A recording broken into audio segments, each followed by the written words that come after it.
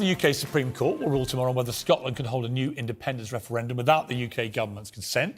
Legendary actor Brian Cox is back in the hot seat here and has been one of the fiercest and most famous advocates for breaking up the union. Brian, good evening. How are you? I'm good. Let me, before we get into... Actually, ironically, I don't want to break up the union, but I've got another idea for the union. Go on. United Federation. What, explain. Independent countries working in Wales, Ireland, Scotland, and England, because I think England gets a lot of the tap end of the bath. I'm by nature an Anglophile. That's where I studied here in London, so I'm very disposed to that. What I just believe in is the independent states, but we come together as a united federation. Is that not what the UK is supposed to be? But it's not, because too many decisions are made on behalf of, like this major decision that's been made in Wales about this Chinese thing, you know, whether it's supposed to be contentious. There's a dangerous element, they say. But the Welsh are getting no say in the matter, which I think is really wrong. So I'm all for... I don't want to break up the union because it's, you know, we are the British Isles. But I want my country, not just my country, I want Wales, Scotland and England to be independent. I mean, what's interesting, we had a lot of debate, obviously, about whether to leave the European Union. And a recent survey this week in YouGov says now only 32% of Britons now think it was the right thing to do to leave. 56% think it was wrong. That's a massive shift. Absolutely. But that was so corrupt. I mean, so rotten, the whole thing. And we, Scotland, voted 62% to stay. Yes, I know, but does that not give you pause for thought about leaving a collective entity, which brings with it at least, you know, strength in numbers, is the argument? But the north of England, who have been systematically ignored time and time again, are getting, you know, they're well cheesed off about the fact that they don't have enough say in their life, you know. And you think of the great things that Andy Burnham's doing in Manchester, for example. And I'm all for the England expressing themselves in the same way that Scotland does, and that we come together in a proper federation where we contribute. We don't do that now because the rules are all set down here. And the problem, I think, if I was Scottish right now, given the utter fiasco of the way this government has behaved in the last 6 months alone, from Boris Johnson... We both agree upon that one. We went on Question Time and we did. Equally raged, but it has been completely shameful that we've had these three prime ministers now. Boris Johnson, total shambles with all the nonsense he got up to. Liz Truss, unbelievably, for that short 44 days, even worse, tanking the economy, tanking the pound, tanking everything, and now we're picking up the pieces. And now Rishi Sunak has to try and repair all the damage. But if I'm Scottish looking at all this, I'm thinking, look at these London politicians behaving like reckless casino owners with our money, and we have no real say over what these people are doing. That's my point. You've just made my point. Well, I agree, but I see that's where I have sympathy. No, and that's the whole point. But the problem is that systematically, again and again and again, we'll have those guys and those gals making those decisions. You know, I don't know what's going to happen in the next election. I suppose that probably Labour will get in, but we need vision. We need real vision, and those creatures were just Who do you see out there that you think is actually an impressive politician who might have a vision? Well, I believe in Nicola Sturgeon. Do you? I do. Yes, I do. I think, and they've had a lot of problems up there. You're right. Don't get me wrong. They've had a lot of problems, but I do trust Nicola. I think she's the genuine article. I mean, I've got to say, in her credit, she's always faced the music. You know, I've done many interviews with her, often quite hostile. She always comes back. She doesn't duck interviews like Boris did for so many years. Yeah. She's divisive, but she certainly has what I would call leadership skills. Exactly. And she's a great leader, and I think she will lead us. But as I say, Piers, and I really mean this, and people say, oh, you go on about independent Scotland. I'm interested in the countries in this country, and this kingdom, so-called United Kingdom, being separate, being individual. So completely autonomous, but they also are part of a federation. Exactly. That's exactly what I feel. But in the federation, I mean, who would have any power in that? Would it be equal powers? No, it would be equal power, and there would be... What would the federation decide that the independent, autonomous countries couldn't decide for themselves? Well, most of the stuff domestically they could decide for themselves, but when it comes to the interchange with each country, then they would have to come to some kind of agreement. It won't be easy, but it never is. What do you do, for example, about currency? Because it would take you years to go back into the EU, which is still, I think, what more Scots would prefer to do. But it would take years to facilitate. Well, the Bank of England have said if you leave the UK, you can't have the pound. So what do you do? It's practical level. What do you do? Well, it's a thing that one has to encompass. You're going to have to deal with it one way or the other. But then again, we didn't go euro. We kept the pound during this whole situation. So we never made that. We never made that transition. I don't know what would happen in terms of... But then if we had a united federation, we would come to some decision on that very subject. That's what we would do. What about the border? Because we've had this nightmare from Brexit of Northern Ireland and what to do with it. There's this belief that if Scotland really wants independence, you've got to sort of rebuild Hadrian's Wall. Are you going to be standing there with your marauding armour, fending off the invading English? No, that's... New William Wallace. You got a bit of Wallace about you. Yeah, I know. I actually played William Wallace on television 100 years ago. Perfect cast. But no, I think that... But what do you do? Practical level, what do you do about a border if you are a genuine independent country? How do you deal with a border between Belgium and France? How do you deal with a Belgium between France and Spain? Would you have a physical border? You would just have the border. It would be there. It would be at Hadrian's Wall, which is a natural border.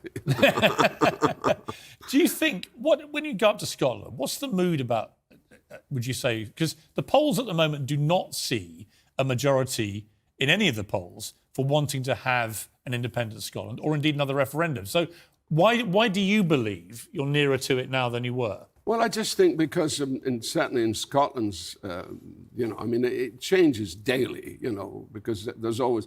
And the Scots are notoriously contentious. They can be very contentious, the Scots. I know because I am one.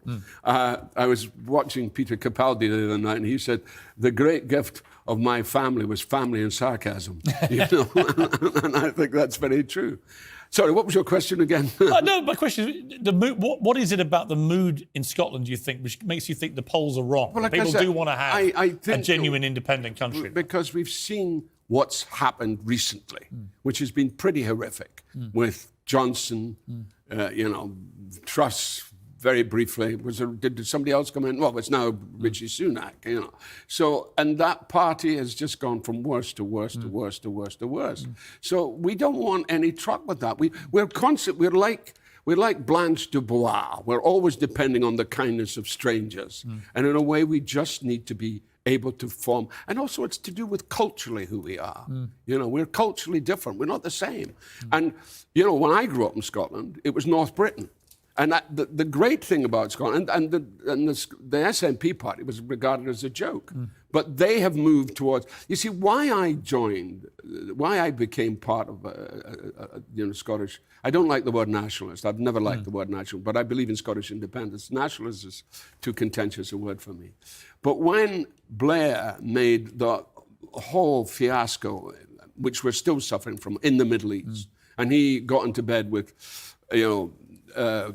Cheney and Rumsfeld and the puppet, as he was really, Bush, and Halliburton and oil. I just thought it's so obvious that this is a corrupt thing that's happening, and we should not be part of it. Now, in Scotland, we would say, no, we're not going to do that. But of course, we have no power. We had no power to make any opinion. And I was a Labour man for a long time, and I'm still a socialist in principle. But, at the end of the day, that's why I think we have to come back to ourselves. It was interesting. I mean, you brought up Iraq. I was editor of the Daily Mirror. We opposed the Iraq war. We lost the campaign, sadly. But when you look at this furore in Qatar, what do you make of it? Because my argument is that I'm not sure we are morally pure enough here to really be talking to the Qataris about how their laws are or anything else. Well, I think to a certain extent you're right. But I also think that I think what's happening, let's look at Iran and let's look at what's happening in Iran, where there's a sort of possible female revolution, and it's being led by women. See, I do think the patriarchy is over, and I think we need to give these women the rights that they deserve, and we haven't done it. And I think that goes for most of the Middle Eastern nations, but that's also to do with religion. We don't go into that, but certainly these women need to be freed up in a way that they're not being freed up. How would Logan Roy react to the patriarchy being over? He would do something else, because he's but I also think, going back to the question of Qatar, that should have been dealt with a long time ago. I mean, Sepp Blatter has already admitted it was a corrupt thing. Yeah. So we know it was corrupt, but they should have dealt with it a long time ago, not now. This is not the point. But see, when I had that debate before, I spoke to you with Arsaka. I mean, when you actually do try and work out where is morally pure enough to have a World Cup. Iceland. Right. I mean, you're pretty much in Iceland every year, right? Yeah. And even there, if we dug deep enough with all the world's journalists, you'd probably find all sorts of problems there. Well, my point being that it's tricky, right? You can't just obviously have it in Iceland every year. You could. Well, it's not every year, it's every 4 years. But why shouldn't the Middle East have a World Cup? Well, no, I think they should have a World Cup, but there's a lot of stuff that's gone on. I mean, the Saudis beat Argentina yesterday. Incredible. But then think of what the Saudis did to that journalist in Turkey. Of course. Exactly. So But is that any more morally repugnant than us illegally invading Iraq? Well, we haven't done that kind of thing. We haven't actually. Well, we illegally invaded a sovereign country and 1 million people died. That's what we did. We did it. I mean, I'm not sure there's a moral difference, to be honest. Yeah, but just because there wasn't a moral difference doesn't mean to say you have to not abandon that issue and just saying perhaps there needs to be a bit of morality in dealing with things. Let's take a short break. I want to come back. You're a Manchester United fan. I am. And you saw the Ronaldo interview? I did. Great interview. I'm going to get your reaction to Ronaldo after the break. Welcome back to Piers Morgan Uncensored. Brian Cox is still with me. Brian, you're a Man United fan, the biggest star arguably United's ever had. Cristiano Ronaldo went public in this big interview with me. Let's just have a reminder of some of the things he said. Trying to force you out, you guess. Not only the coach, but the other 2 or 3 guys there around the club. At the senior executive level? Yes, that I felt betrayed. I don't know what's going on, but since the Sir Alex Ferguson left, I saw not evolution in the club. The progress was zero. The Glazers, they don't care about the club. The empathy with the coach is not good. I'm honest. You don't have a good relationship with him? I'm not mean good relationship. Do you think he respects you? I think he don't respect the way I should deserve. Well, you must have been worried sick. I mean, I was very worried. You lost your baby son, and now your baby daughter's in hospital. Exactly. Kind of that didn't believe that something going wrong, which is make me feel bad. Really? Yes. They didn't believe you. They believe it, but in the same way, their piece ever gonna change the health of my family for the football. Never. Cristiano Ronaldo, that interview's now been viewed 15 million times on our YouTube channel. 45 million more views of the clips on social media, making it one of the biggest, most watched interviews in history, certainly for sport. What did you make of it, Brian? I mean, Cristiano Ronaldo, United legend, torching really the club. What did you think? Well, I think I can see where he's coming from. But he also has to understand that it is not Alex Ferguson anymore. It's not that United. And I could see that there was probably a great sentimental movement to go back to the club where he really began, where it all began. And Alex, well, there's nobody like Alex Ferguson. And Alex persuaded him. And Alex persuaded him to come back. Yeah. Well, thinking, naturally, because Alex loves the club, he's trying to keep the club. But the club has gone through so many changes in the last few years. Now, playing for Juventus and playing for Real Madrid, and their clubs have been in an incredible, they haven't stopped, they're just the top of the league. Manchester United has not been playing well over the last few years, but it's beginning to get its mojo back. And I think it's unfortunate that this has happened. And is he entitled to speak out, do you think? Well, of course he's entitled to speak out. But also one has to examine exactly where he's coming from. And I think he's coming from a place where he's saying, I wanted to go back to a beginning. I wanted to go back to that glory days where I was a young boy. And I understand. He said his heart ruled his head to a degree. His heart ruled his head to a degree. And in a sense, that's going to be difficult, and a manager who's trying to create a new club, and there's going to be a clash. Yeah. And I think it's quite tragic, actually, and it's tragic for him, but it's also tragic for the club. Yeah. You know, and I think the club has to be given a break on this. I mean, I do think it's hard. It's clearly hard because his expectation must have been huge. And especially if Alex persuaded him to go back, that must have been a huge thing. But he's been disappointed. And you can't take away his disappointment because it is not the same club that he was at all those years ago. And have you ever had a situation in your career when you've been tempted to walk out? Or have you walked out of a show, a play, a TV show, anything like that? No.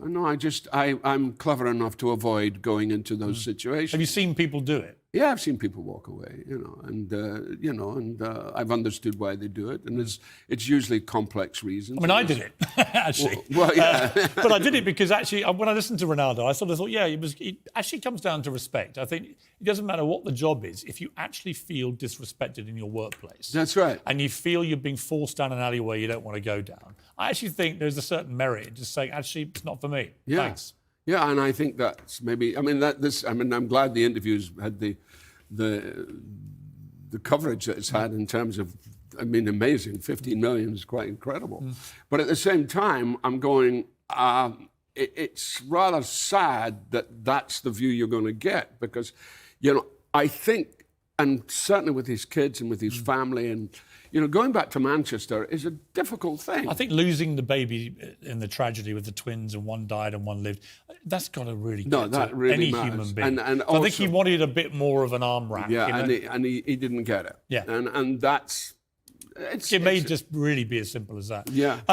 Talking of arm wraps, the extraordinary series you've got on Channel 5, How the Other Half Live, both rich but particularly pertinently, I thought, the poor. And you went down for this series... You went to food banks. I want to show a little clip first and ask you about this. Well, actually... I come here every Friday so that I can feed my son over the weekend. We're working part-time and we still can't afford anything. Yeah. My electricity has gone up from £44 a month to £170 a month. That's astronomical. It really is hard going, it really is. We prioritise our children and go without, and I think that's what all adults and parents are doing just now, really, isn't it? It's shocking how Dundee's gone pretty much full circle, getting back to the poverty I saw as a kid. It's extremely painful, this stuff.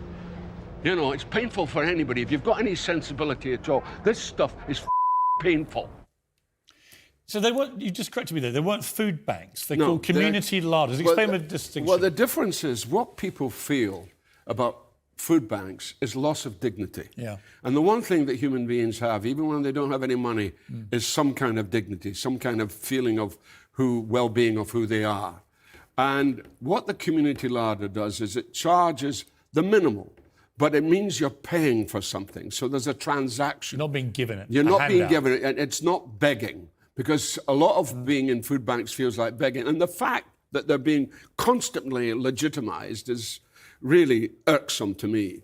But this community larder, run by these two amazing women who actually ran a playgroup, and it was out of a playgroup they decided to go on to this. And people like Lidl, Morrison's, they give stuff which is coming up to its sell-by date that then they can tap on. And the thing that you don't see in the programme, which is one of my angers with my editors, in that, anyway, that's neither here nor there. But the thing you don't see is a guy who came in at the community larder. He was called Peter Leith. He came in and he was a frail man with a stick, and he had a sign on his arm. And I said, "So you do this for your family?" And he said, no, I do it for people who can't get here. It was 15 people he did it for, wasn't it? Yeah, that's right. He said, I do it for them. He said, and I said, really? He said, yeah. I said, that's amazing. He said, I do sort of 5 a week. I do different groups, people who can't, older people who can't get down from the high rises. I said, that's extraordinary. And I said, so what's this sign? He said, I'm blind.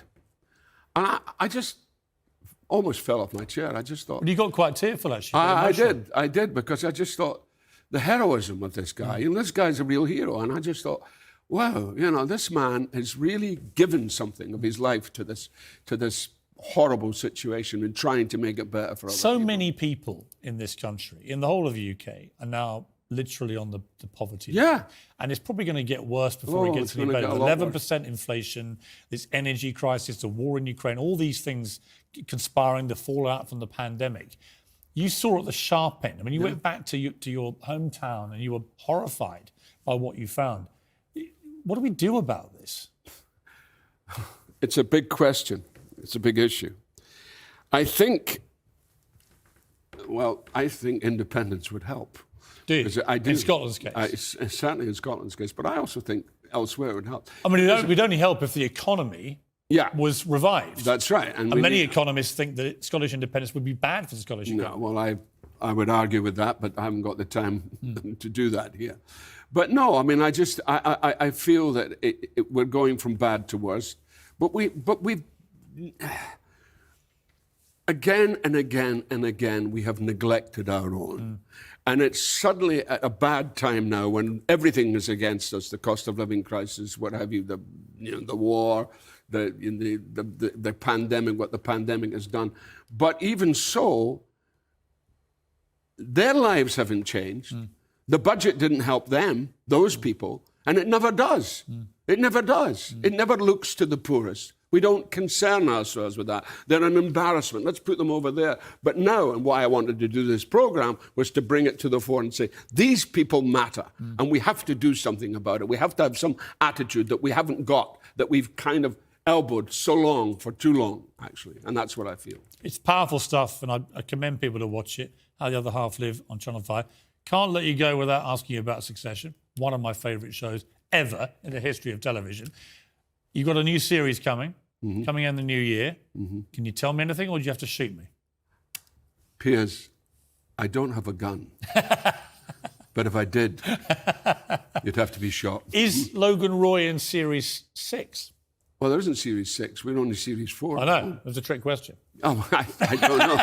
I mean, let's see what happens. I mean, in other words, does he survive this series? Well, it's 4 you're doing now, so it's been... Yeah, he'll survive this series. Yeah. No, there'll be no problem about that. There's no death we have to... No, none of that. No, that's all speculation and nonsense. No, I mean, there's a lot to be dealt with in terms of who's going to take over, and there's a lot to be dealt with in terms of the writers and where they can go with it. See, the great thing about Jesse Armstrong is he doesn't stay too long at the fair. Right.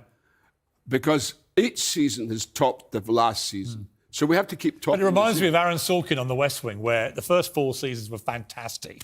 Then he left and the writing collapsed and the whole thing... And that's what we don't want to happen. Yeah. Would you rather end on a high? I would rather end on a high. Yeah. And leave them wanting more, not less. Yes, and there's no names, no pacto, but there's a show called Billions, and Damien Lewis left, and they're still going on with it. Yeah, I know. But it's over-egging the souffle. That's what I would call. A wee bit. How many times a day do you get told to tell people to F off? All the time. Like a dozen times a day? I was at the Scottish BAFTAs last night, and I couldn't get away from people.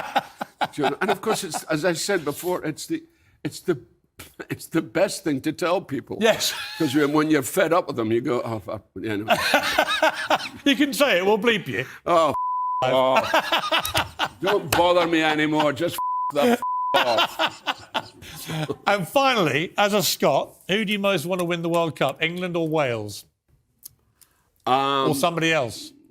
I have to reserve judgment on that. Oh, come on, Cox, get off the fence. No, I'm not. I can't do that. Do you want England to beat, say, United States? I think I'd like to see England do well because I think he's done a great job. Southgate. Yeah, I think he's really done a great job. And there's some great players. We've got a few good Arsenal players in there. Yeah, well, Saka, what a player. Tremendous. I was worried about him because he got... a couple of games ago, they took his legs from him, and I thought, oh, God. He's made a tough stuff at Arsenal. Yeah. Brian, brilliant to see you.